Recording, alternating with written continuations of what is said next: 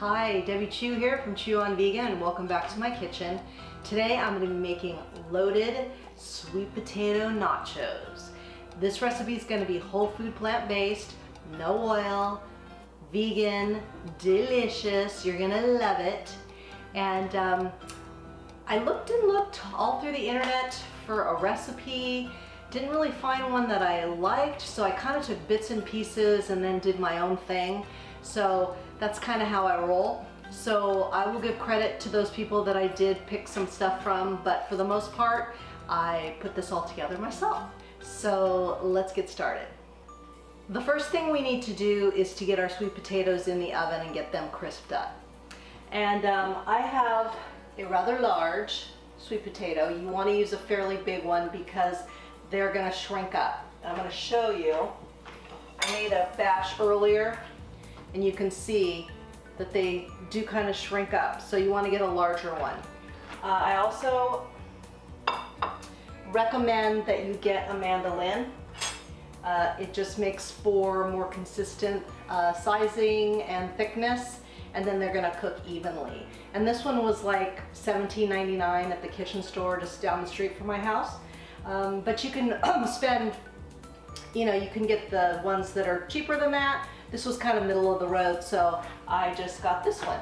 The first thing you want to do is give this a really good scrub, and then you're going to want to cut off each end because you want to have a nice flat surface to work with here. I've got my bowl, I've got my mandolin, and you want to make sure you use the safety guide so you don't cut your finger off. This one's kind of neat. It's got some ridges here that it'll kind of stay on a bowl. So what I do is, at first, I won't use the guide, but then when I get a little closer down, I will use it. So I'm just going to do a few, just so you can get the gist of it. And I just, you can adjust the settings. You just kind of push down and go over the blade, and you'll see you'll get a nice thin chip. So I'm just going to continue slicing these up. Okay, so we've got them all sliced up, and you can see how much they shrink. Now I'm going to place these on my wire rack. I'm going to cook them on this. This is oven safe up to 450 degrees.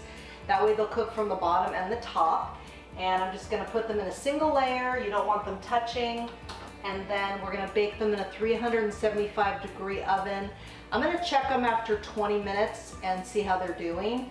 I'm kind of experimenting on the temperature and the time. So we'll see what happens. So let's get started on our cheese sauce while the potatoes are cooking. So we're going to put everything into a Vitamix or a high-speed blender, whatever you have handy. And I'm going to put the exact measurements in the description box, but I will tell you what's going in. So I have a half a cup of soaked cashews, juice of 1 lemon, a cup of water, some nutritional yeast, some white miso paste. The miso paste and the nutritional yeast are going to give it that cheesy flavor. Okay. A tablespoon, I think, of agave nectar or maple syrup. I'm using maple syrup. And then for the spices, we have a bunch of things in here. We have turmeric, we have smoked paprika, onion powder, salt, garlic powder. And like I said, I'll put the exact measurements. So that's all going to go in. And we're just going to blend this up, and then we're going to start heating it on the stove. Oh, last ingredient, most important of all, almost forgot, is tapioca, starch, or flour. And this is what's going to help it get that stretchy consistency. Cornstarch, things like that don't really do it. So you're going to need to invest in some tapioca, starch, or flour. So I'm going to blend this up, and then we'll get it on the stove and we'll go from there. So we're going to pour the cheese sauce into a nice hot saucepan, and it's going to be thin, but it's going to start thickening up. We're going to be stirring this pretty much continuously. See how it's, I don't know if you can see, it's getting clumps. So this is gonna take about 5 minutes. So we will check back. We're almost there. You can see how it's just getting nice and gooey. So we're gonna keep going for another minute or two. Okay, once your chips get to your desired crispiness, you pile them up on a plate. We're gonna get that cheese sauce and we're gonna load them up. I've got some roasted corn, green onions, olives, tomatoes, black beans, cilantro, and a little cashew cream. Got the cheese here. I thinned it out with a little bit of water just so it'd be a little bit more, you know, pourable kind of a consistency. So we're just gonna put some of that on here. See how stretchy it is? That's cool. Then let's start loading it up. We've got tomatoes, some corn, black beans, of course. Yum. A few olives, some green onions, a little bit of cilantro. Now it doesn't get more gorgeous than that.